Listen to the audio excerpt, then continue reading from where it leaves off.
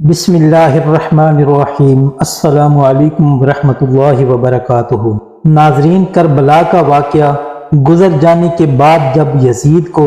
ہر طرف سے لعن طعن ہوئی اور ہر کوئی مظلوم حضرت حسین رضی اللہ تعالی عنہ کے بے گناہ قتل پر ظالم یزید کو برا بھلا کہنے لگا اور ہر طرف سے امام زین العابدین اور سید زادیوں کی رہائی کے لیے آواز بلند ہونے لگی، تو یزید نے حضرت امام زین العابدین کو بلایا اور پوچھا کہ میں قیدیوں کو رہا کرنا چاہتا ہوں، آپ اس بارے میں کیا کہتے ہیں؟ حضرت امام زین العابدین نے فرمایا کہ میں شریک الحسین سے مشورہ کر کے بتاؤں گا۔ پھر حضرت امام زین العابدین نے حضرت زینب سے مشورہ کرنے کے بعد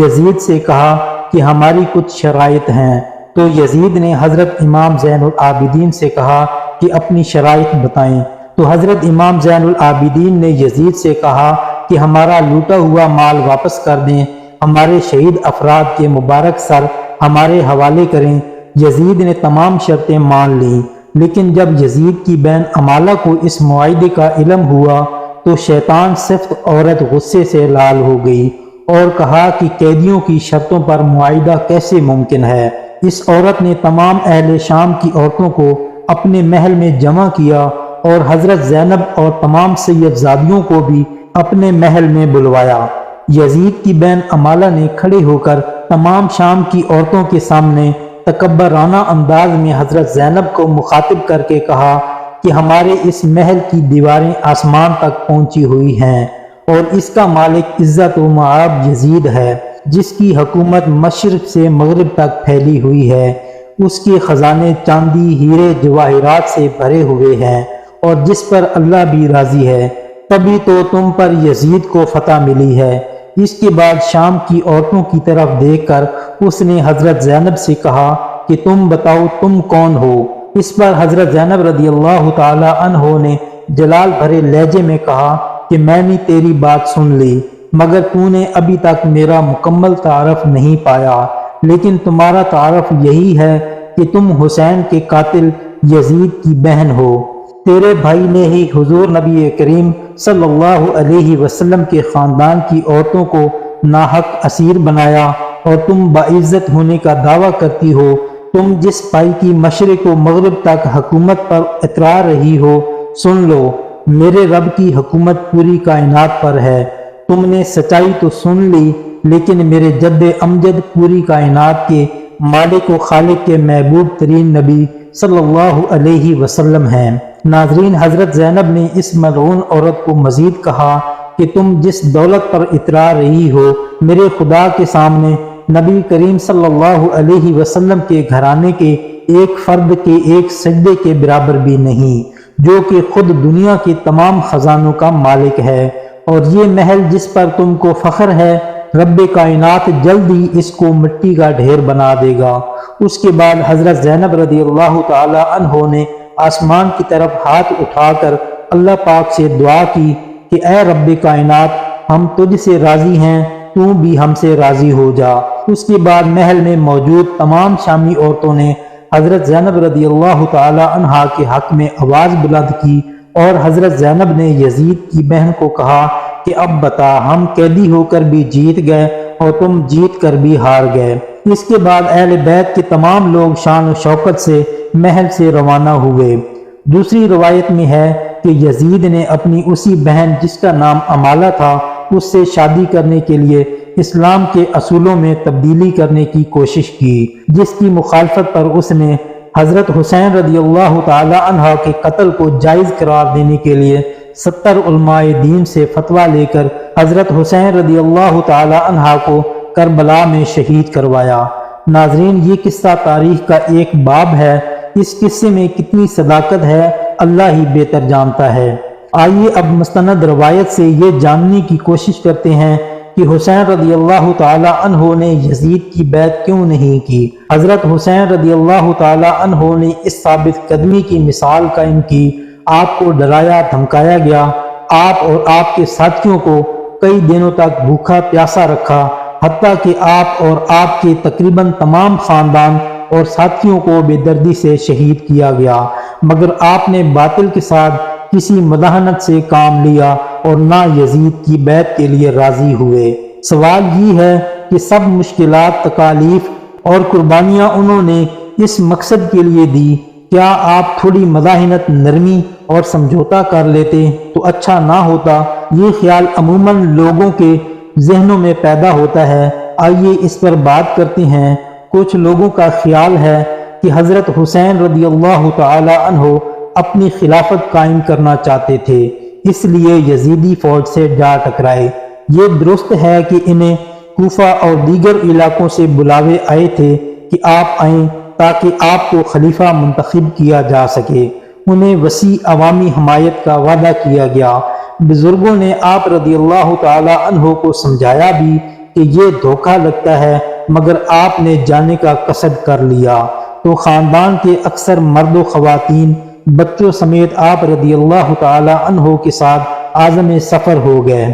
تاہم حکومت سے لڑنا آپ کے پیش نظر ہوتا تو آپ مناسب جنگی تیاری کر کے جاتے، عورتوں اور بچوں کو ساتھ نہ لے جاتے۔ وہاں پہنچنے پر حضرت حسین رضی اللہ تعالی عنہ کو پتہ چلا کہ حکومت کے ظلم و ستم کے خوف یا لالچ دیے جانے کے باعث لوگ آپ کا ساتھ دینے سے پہلو دہی کر رہے ہیں، تو آپ نے واپسی کا ارادہ کیا۔ تاہم آپ کو واپس آنے کی اجازت کو اس بات سے مشروط کیا گیا کہ آپ یزید کی بیعت کریں، مگر آپ ایسا کرنے سے متعمل تھے۔ آپ نے مذاکرات کاروں کو یقین دلانے کی کوشش کی کہ میرا حکومت لڑنے یا حکومت حاصل کرنے یا آئندہ بغاوت کرنے کا کوئی ارادہ نہیں، مگر وہ نہ مانے۔ کہا جاتا ہے کہ یزید کا خود حضرت حسین رضی اللہ تعالی عنہ اور ان کے ساتھیوں کو قتل کرنے کا ارادہ نہیں تھا، مگر ان کے سپہ سالار خود کو شاہ سے زیادہ شاہ کے وفادار ثابت کرنے کی کوشش کر رہے تھے،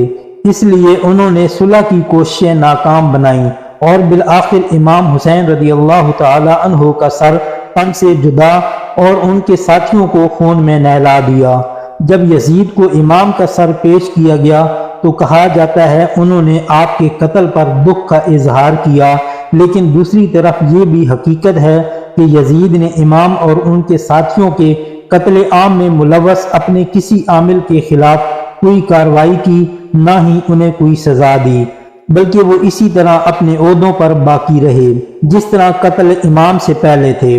دراصل اس وقت جو حکومت قائم تھی وہ لوگوں کی آزاد مرضی سے منتخب نہیں ہوئی تھی، بلکہ ایک مروثی بادشاہت جو لوگوں کو اپنی بیعت پر مجبور کر رہی تھی۔ اسی طرح بالجبر حکومت قائم کرنے اور لوگوں کو بیعت و اطاعت پر مجبور کرنے کی اسلام ہرگز اجازت نہیں دیتا۔ یہ امامت برحق نہیں تھی، لہذا حضرت حسین رضی اللہ تعالی عنہ نے سوچا کہ اگر وہ حق پر استقامت اور ثابت قدمی دکھانے کی بجائے یزید کی بیعت کر لیتے اور مصلحت گوشی پر مداحنت سے کام لے لیتے تو اس بات کا خدشہ تھا کہ رسول کریم صلی اللہ علیہ وسلم کا مقدس نواسہ ہونے کی بنا پر اہل اسلام آپ کے طرز عمل کو امام باطل و فاسق کی زور و زبردستی والی بیعت کے لیے حجت سمجھ لیتے اور یہ ایک بڑی نذیر بن جاتا۔ اگر آپ چاہتے تو مزاحمت سے کام لے لیتے اور ظاہری طور پر یزید کی نقلی بیعت کر لیتے،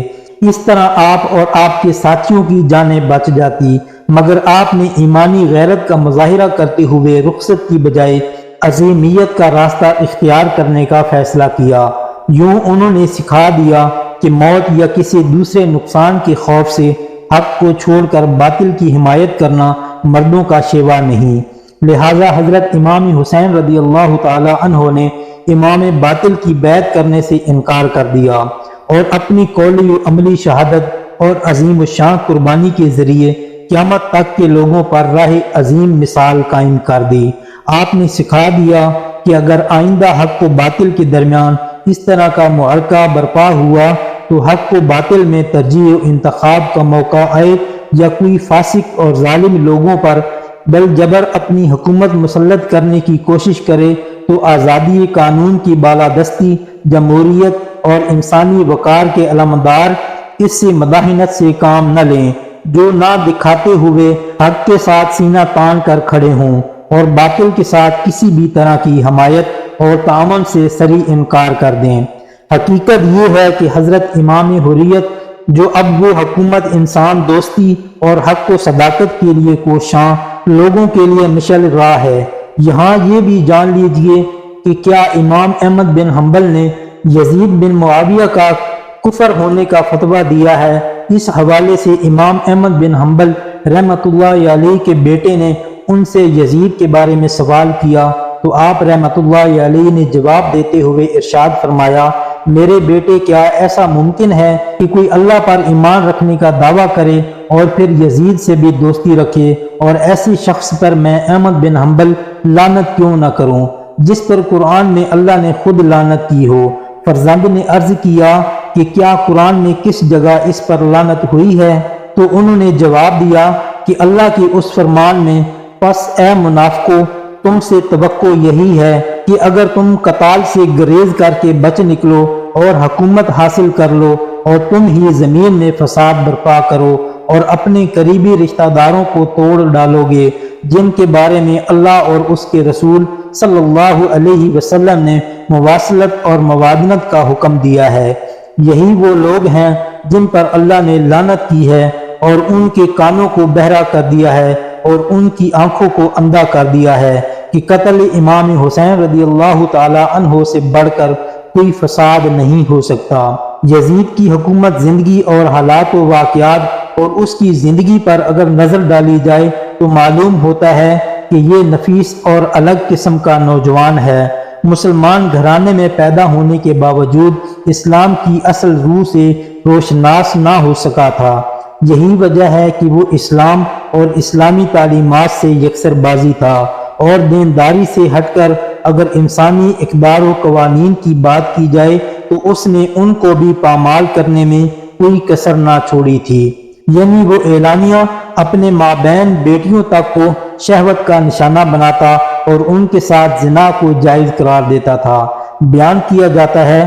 کہ حضرت عبداللہ بن حنظلہ رضی اللہ تعالی عنہ مدینے کے ان بزرگوں یعنی سرداروں میں سے تھے اور آپ اس وفد کا حصہ تھے جو اہل مدینہ کی طرف سے یزید کے حالات معلوم کرنے کے لیے یزید کے پاس گئے تھے۔ آپ کے ساتھ آپ کے 8 بیٹے بھی تھے۔ وہاں سے واپسی پر یزید نے آپ کو بطور خوش آمدید 1 لاکھ درہم دیے اور آپ کے بیٹوں میں سے ہر ایک کو 10 ہزار درہم دیے اور اس کے علاوہ انہیں سواریاں اور خلطیں بھی دیں۔ اور جب عبداللہ مدینہ منورہ پہنچے تو لوگ پوچھنے لگے کہ بتائیں وہاں کی کیا خبر ہے، آپ نے یزید کو کیسا پایا؟ آپ نے فرمایا، میں ایک ایسے شخص کے پاس سے آ رہا ہوں مگر میرے ان بیٹوں کے علاوہ کوئی اور بھی میرا ساتھ نہ دے تو بھی میں اس سے جنگ ضرور کروں گا۔ لوگوں نے کہا کہ ہم نے تو سنا ہے کہ اس نے آپ کی خوب عزت و توقیر کی اور آپ کو کچھ مال و متاع سے بھی نوازا۔ آپ نے فرمایا، یہ تو اس نے کیا اور یہ سب کچھ میں نے اس لیے قبول کیا کہ اس کے ساتھ میں اس کے خلاف تقویت حاصل کروں گا۔ یہ سن کر لوگ بھڑک اٹھے اور آپ کے ہاتھ پر بیعت کر لی۔ ایک اور زمانے میں اہل مدینہ نے بنو امیہ کو مدینہ منورہ سے نکال دیا اور اعلانیہ یزید کی برائی بیان کرنے لگے۔ سامنے یزید کے خلاف حضرت عبداللہ بن حنظلہ کے ہاتھ پر بیعت کر لی۔ پھر حضرت عبداللہ بن حنظلہ نے فرمایا کہ اے قوم خدا سے ڈرو، پس خدا کی قسم ہم نے اس وقت یزید کی بیعت نہیں توڑی، یہاں تک کہ ہمیں خوف ہوا کہ ظلم اور زیادتی کے سبب کہیں ہم پر آسمان سے پتھر نہ برس پڑیں۔ یعنی برائی بہت عام اور بڑھ گئی کیونکہ یزید ایک ایسا شخص تھا جو ماؤں بیٹیوں اور بہنوں کے ساتھ نکاح جائز کر دیتا اور شراب بھی پیتا تھا۔ علامہ ابن حجر مکی رحمۃ اللہ علیہ نے تو اس روایت میں یہ بھی اضافہ کیا ہے کہ یزید وہ ظالم شخص تھا جس نے رسول اللہ صلی اللہ علیہ وسلم کی اولاد کو شہید کیا۔ ناظرین، یہ ایک متفقہ روایت ہے جو تاریخ کی درجنوں کتب میں موجود ہے۔ اس کے مطابق حضرت عبداللہ بن حنظلہ رضی اللہ تعالی عنہ نے یزید کے ذہنی افکار کو بڑی وضاحت سے بیان کیا، یعنی ہر عقل و شعور رکھنے والا آدمی بآسانی یہ سمجھ سکتا ہے کہ یزید کے دل و دماغ میں ہر وقت کس قسم کے خیالات سوار رہتے ہوں گے، اور سیدزادیوں اور امہات المؤمنین وغیرہ کے متعلق بھی اسی قسم کا ذہن رکھتا ہوگا۔ چنانچہ ایک مرتبہ تو اس نے وہ غلیظ حرکت کر ڈالی کہ جس کا معاذ اللہ کبھی کوئی مسلمان سوچ بھی نہیں سکتا، یعنی اس نے سیدہ ام المؤمنین حضرت عائشہ صدیقہ رضی اللہ تعالی عنہ کو ہی عقد کا پیغام بھیج دیا، اور اس وقت سیدہ ام المؤمنین بڑھاپے میں تھیں اور آپ رضی اللہ تعالی عنہ کی وفات میں تھوڑا ہی عرصہ رہ گیا تھا۔ یزید لعین کا پیغام نکاح جیسے ہی ام المؤمنین حضرت عائشہ صدیقہ رضی اللہ تعالی عنہ تک پہنچا تو مدینہ منورہ میں اس کا شور برپا ہو گیا۔ تمام اکابرین اسلام نے قرآن و مقدس سے نصریح دکھا کر اس بدبخت یزید کو بہت کچھ لعنت و ملامت کی۔ یہ بات جب یزید کے والد معاویہ تک پہنچی تو آپ رضی اللہ تعالی عنہ نے کسی نہ کسی طرح اس بڑھتے ہوئے فتنے کو خاموش کروایا، یعنی اس معاملے کو طول دیے بغیر ہی ہر کسی کو خاموش کروا دیا۔ اس واقعہ کا ذکر شاہ عبد الحق رحمۃ اللہ علیہ نے اپنے مشہور زمانہ کتاب مدراج النبوت میں اس مقام پر یزید کے جوان مرنے کی وجہ لکھی ہے۔ آپ لکھتے ہیں کہ ایک تو یہی ہے کہ اس بدبخت نے ام المؤمنین سے عقد کی کوشش کی، اور دوسرے یہ کہ اس نے حضرت امام حسین رضی اللہ تعالی عنہ کا خون ناحق بہایا۔ ہم مزید دیکھتے ہیں کہ خداوند عالم امہات المؤمنین کو رسول اللہ صلی اللہ علیہ وسلم کی تعظیم و تکریم کے لیے امت پر حرام گردانا ہے، اس لیے یہ عورتیں جنت میں بھی پیغمبر خدا کی زوجیت میں ہوں۔ ایک کتاب میں ہے کہ ایک دفعہ طلحہ بن عبداللہ نے کہا تھا کہ پیغمبر خدا کی وفات کے بعد میں بھی حضرت عائشہ صدیقہ رضی اللہ تعالی عنہا سے نکاح کروں گا۔ چنانچہ طلحہ کے اس ارادے پر اللہ تعالیٰ نے قرآن کی وہ آیت نازل فرمائی جس میں ہے کہ ازواج رسول صلی اللہ علیہ وسلم سے نکاح سے منع فرما دیا گیا۔ آپ آگے مزید لکھتے ہیں کہ بعض کتب میں یہ بھی لکھا ہے کہ یزید ملعون نے بھی ام المؤمنین حضرت عائشہ صدیقہ رضی اللہ تعالی عنہ سے فقط کی خواستگاری کی تھی۔ تب لوگوں نے اسے یہ آیت پڑھ کر سنائی اور وہ رک گیا۔ ناظرین، یہ غلیظ حرکت کس بنا پر تھی اس کے بارے میں ہم کچھ نہیں کہہ سکتے، مگر اتنا ضرور کہیں گے کہ وہ لوگ جو یزید کو صالحین امت میں کھڑا کرنے کی کوشش کرتے ہیں اور حافظ و قاری یہ حدیث ثابت کرنے کی کوشش کرتے ہیں